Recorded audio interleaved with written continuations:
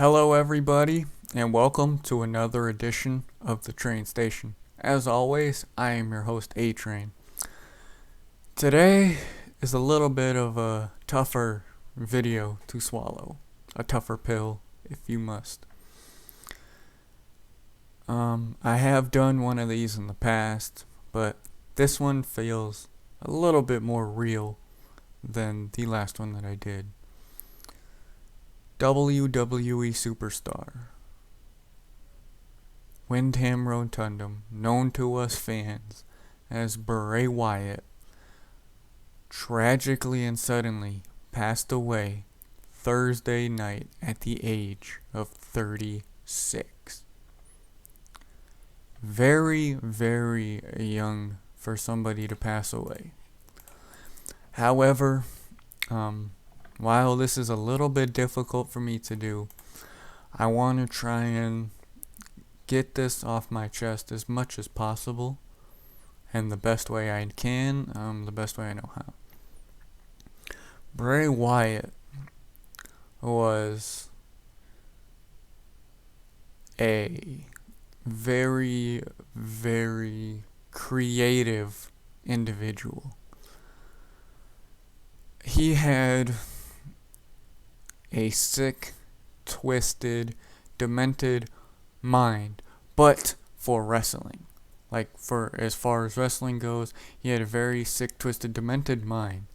And everything that he did, no matter what the results were, had you invested in what he was going to do next. Bray Wyatt was one of, if not the most creative people we've ever seen come through the wrestling business. And everything that he did wasn't for himself, but was for the greater good of professional wrestling. Whether it was his character when he first debuted in NXT with the Wyatt family, or when he was Bray Wyatt the Fiend, or when he was doing the Firefly Funhouse stuff, all of it was just so creative and kept you invested. We did lose about a year or two of that when Vincent Kennedy McMahon decided that he thought it was a good idea to fire Bray Wyatt. Now, at the time, Bray Wyatt was going through a lot. He had just lost his friend, his colleague. He lost Luke Harper, or Brody Lee, known to others, but to us WWE fans, he was known as Luke Harper. Had lost him, was really struggling with it, and due to budget cuts, Vince McMahon thought it was a good idea to fire Bray Wyatt, so we lost about a year or two of the creative genius that is Bray Wyatt. Came back, had a couple of matches, and then got ill. The last match that he had, and I am so glad I can say this, and I am very, very thankful, and I'll hold it with me forever. The last match Bray Wyatt ever had, I had the pleasure to attend the match in person.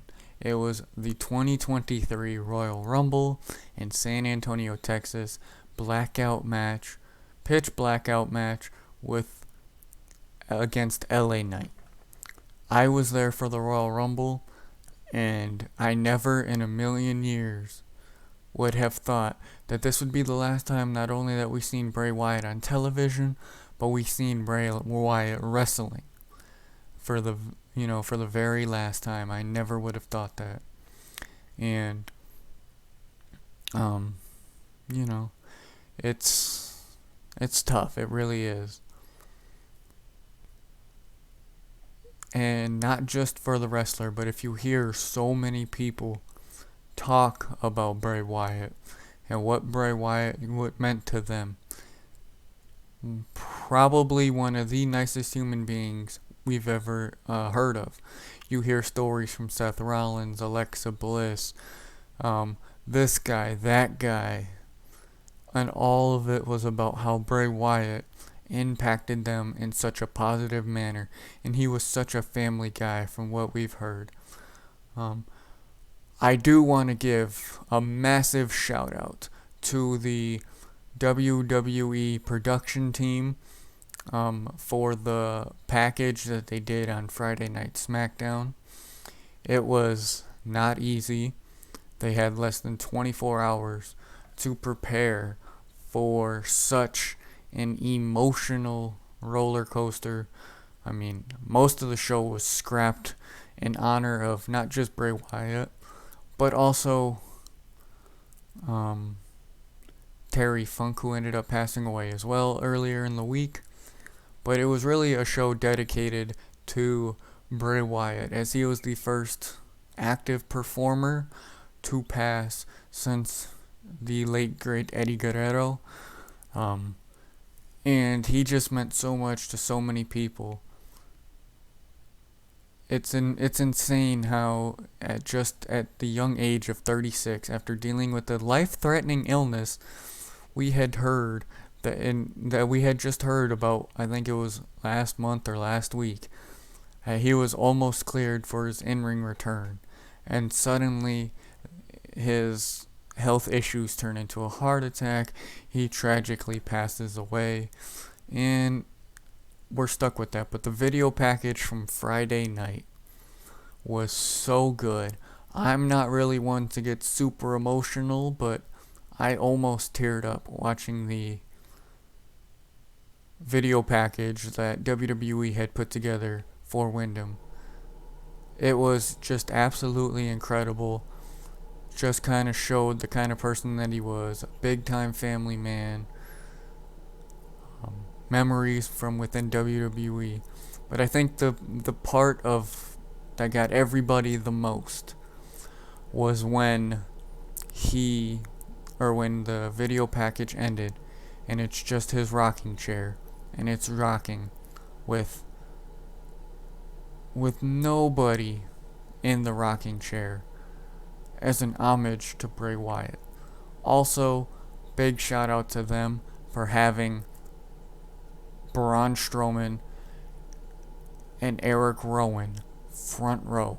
The other two members of the Wyatt family, along with Luke Harper, front row. They looked absolutely devastated. They lost two of their friends in the matter of 3 years.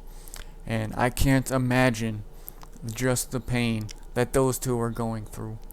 But also the pain of what his fiancée JoJo is going through. As she had also recently just lost her mother, and now she's lost her fiancé. The pain that those three people are going through, I could not imagine. I also couldn't imagine being JoJo and telling her and Bray's two younger children, your daddy is no longer around. And when you start to think of it like that, it really, really gets to you. It really starts to hurt.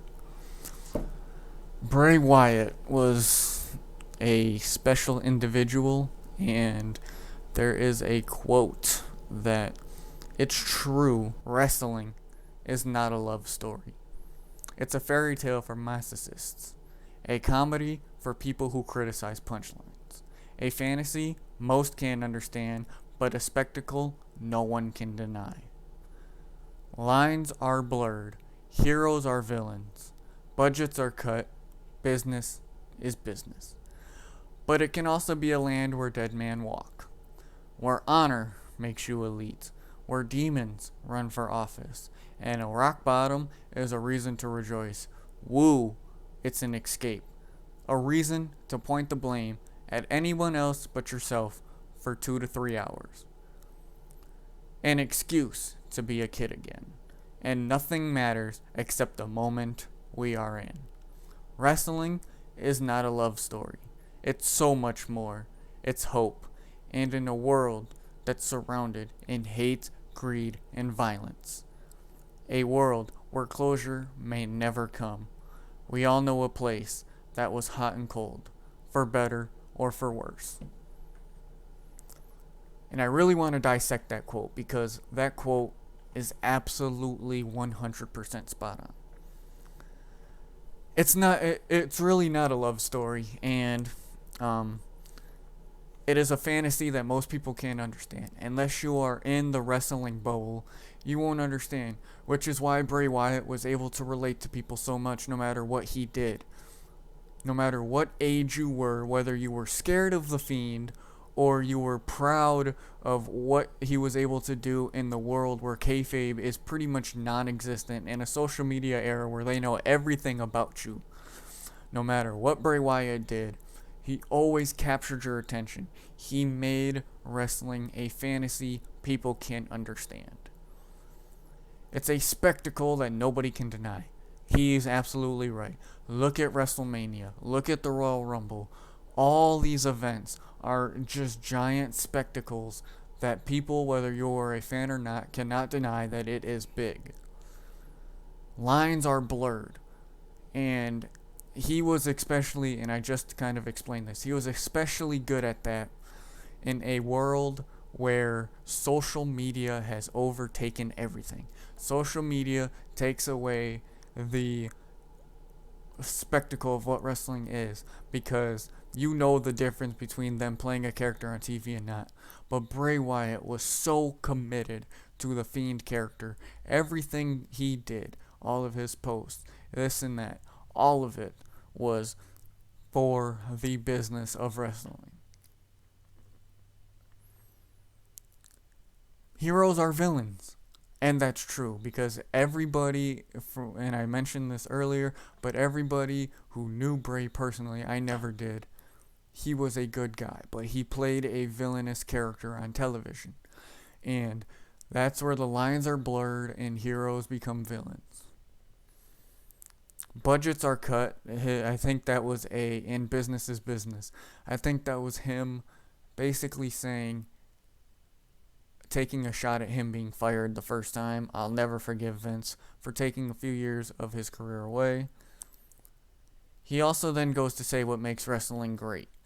It's where dead men can walk, The Undertaker, where honor makes you elite, where demons run for office, where rock bottoms are a reason to rejoice, shouting out The Rock and all those other guys.